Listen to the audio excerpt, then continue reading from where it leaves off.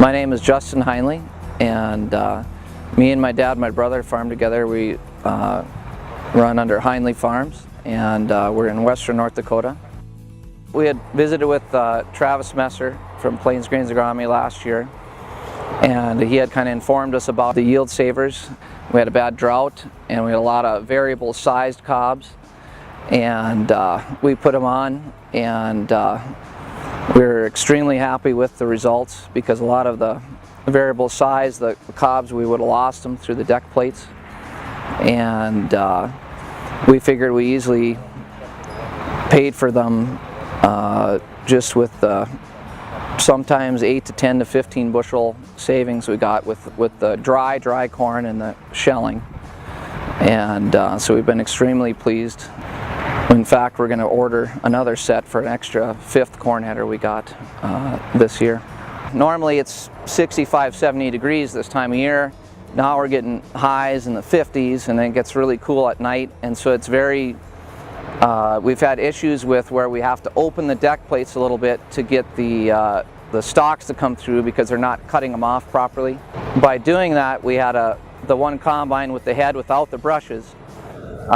In order to keep cutting, he opened his plates just a little too far. Well, then that combine, we pulled it up on field view for that day, and luckily we caught him. And the other guys, we didn't have any problem, because we could open the deck plates, and then the brushes were able to keep the cobs on top, and we were able to just keep going. So that's what pushed me over the edge to call Travis again a few days ago to order a whole new kit for that head, because we saw that, I mean, if we wouldn't have caught that, that'd have been a massive loss there.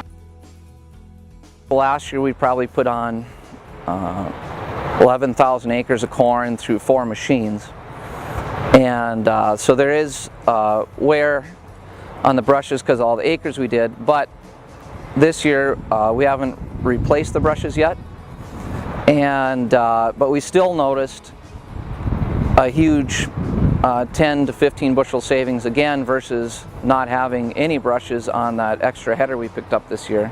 It doesn't look like it's new anymore, but it's still catching the corn, it's not hitting the deck plate, and it's still resting on top of the brushes 80%, 90% of the time.